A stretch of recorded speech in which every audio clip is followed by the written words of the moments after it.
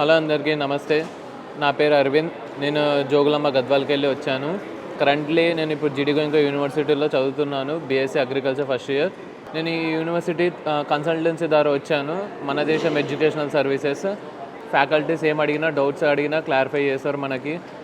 Plus faculty మనతో చాలా ఫ్రెండ్లీగా ఉంటారు. ఇక్కడ జాయిన్ అయితే మంచి ప్లేస్మెంట్స్ వస్తాయి ఈ కాలేజ్లో. ఫుడ్ మనకైతే మార్నింగ్ అయితే గుడ్లు ఎన్ని కావాలంటే అన్ని తినవచ్చు. Fruits unlimited. నీకు టిఫిన్స్ 2 టైప్స్ ఆఫ్ టిఫిన్ పెడతారు. మార్నింగ్ ఎన్ని గ్లాసులైనా పాలు తాగొచ్చు. అన్లిమిటెడ్ ఫుడ్ నీకు. దాంట్లో అయితే అసలు వరి ఏం లేదు ఫుడ్ అయితే. హాస్టల్ రూమ్స్ వస్తే ఇందులో 5 టైప్స్ ఆఫ్ హాస్టల్ రూమ్స్ ఉంటాయి. Single sharing, 2 sharing, 3 sharing, 4 sharing, bunk bed sharing. Bunk బెడ్లో 8 మంది ఉంటారు.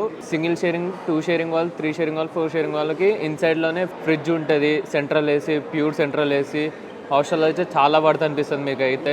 కల్చరల్ యాక్టివిటీస్, స్పోర్ట్స్ ఈవెంట్స్ కూడా ఉంటుంది. మన ఈవెంట్స్ ఉంటుంది, యాన్యువల్ ఫెస్ట్ ఉంటుంది, క్యాంపస్ సెలెక్షన్స్ ఉంటాయి, ఇంటర్న్షిప్స్ ఉంటాయి.